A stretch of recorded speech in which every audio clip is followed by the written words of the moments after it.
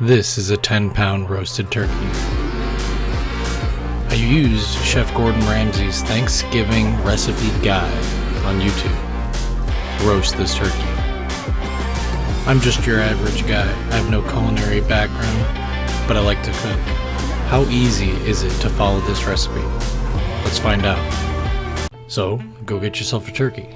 I did dry brine this turkey before I made the compound butter, so I'm going to be omitting salt from the compound butter that Gordon Ramsay makes in the video. If you do as Gordon Ramsay specifies, that you prep the bird with the compound butter the day before and leave it in your fridge, it will do the similar effect of dry brining. The herb on the skin is rosemary. I usually put rosemary on with the dry brine. I don't know if it does anything, but I saw someone do it once, so I did it myself. I know what you're thinking. This is supposed to be a review of Gordon Ramsay's recipe, and I'm adding things and doing things. But I promise you, this is the only thing that I did differently. So you're going to want to gather your tools and ingredients. We're going to need a bowl, 2 sticks of butter, some lemons for zest and flavor, or their juice, some fresh ground black pepper, a lemon zester, a garlic press, and knock over your pepper. Sometimes you just gotta show the pepper who's boss. 3 cloves of garlic, olive oil, and parsley. I didn't have fresh parsley, and I'm sure a seasoned veteran of culinary arts could tell the difference, but I think dry parsley has a similar flavor as fresh parsley. Now my butter, though I left out, wasn't super soft yet, so I did a trick where you put the butter in the microwave and defrost it for 5 to 10 second increments until the butter gets to a soft consistency. You want soft butter and not melted butter for this, so that the butter you can smear inside the turkey skin and then on top. You don't want to have the butter dropping off the turkey before it has a chance to be in the oven. I add the lemon juice from the lemons, as well as some olive oil. I didn't check to see the amount of olive oil he used, but I just dumped a little bit in.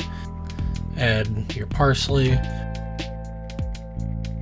and as your everyday dad and chef, I have my little sous chef coming in and causing some havoc for me. And you want to add your garlic. The garlic press is a wonderful thing to have. Same thing with the lemon zester. If you don't have one, suggest going to the store. Any grocery store will have these instruments for you to get. They're not very expensive. And just like when you're working on your house, you buy individual tools that eventually you'll have a full arsenal of tools in your garage that you use for things. That figures the same way with cooking tools. You buy them as you need them, and then you have them for future use and future recipes. And then you just mix it up. And now we're going to stuff the turkey. You want to put the onions in, half them. Same thing with the second lemon, half it, shove that in there, and just add a couple bay leaves as well. And loosening the skin was easier than I thought it was going to be. And I think it's because turkeys tend to have thicker skin than, let's say, a chicken. Whereas I've tried to do the same thing with chicken, and the skin just kind of rips pretty easily. Whereas the turkey skin is tougher, so it was easier to peel it away without the fear of ripping through the skin itself. Because you don't want to rip through the skin, you want the butter to be sitting on top of the meat underneath the skin. It adds a lot of flavor. And now that the skin is loosened, we want to add our compound butter. This does get your hands real messy. I did think of maybe using some latex gloves after the fact, but my hands were already nice and buttery at that point, so there was no going back. Keeping food safe, latex gloves in the kitchen is probably the best route to go when you're trying not to get your hands super sticky, or if you have a aversion to slimy things on your hands. and then drizzle with olive oil on the top, and any remainder of the butter you smear before putting the olive oil down. I set the oven to 410 degrees, which is the Fahrenheit equivalent of the Celsius temperature that Gordon Ramsay set. And what you're waiting for in this is it's going to brown the skin, and so I kept checking back after 10 minutes. Gordon Ramsay mentions 10 minutes in there. Mine took longer than 10 minutes, so it's more like 15 to 20 minutes at this temperature to get the skin nice and crispy. And I'll tell you what, the aroma that Gordon Ramsay was mentioning in his video about how the butter just smells light, it smells lemony, it smells fresh, it's very true. And that stays true as you're getting this skin very brown. The aroma that fills the house is just wonderful. And we're gonna add the bacon on. I just love that this recipe has bacon, and this is thick cut bacon I'm using that cooks slower and gets more that bacon grease goodness all over the bird. Alright, baked it for 25 minutes, pulled it out. You check the temperature. You want to get the bird to 165 degrees, maybe 155 at the least. And then as it's resting, it'll come up to temperature 165. Usually larger animals, the larger cuts of meat, will raise 10 to 15 degrees while resting, where a steak will raise 5 degrees while resting.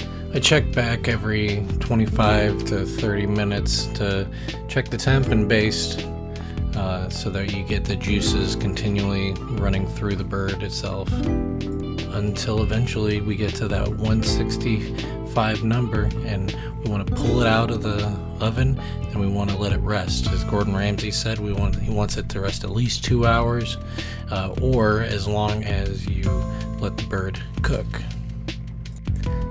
Now we're going to talk about the gravy. The gravy that Gordon Ramsay makes in the video.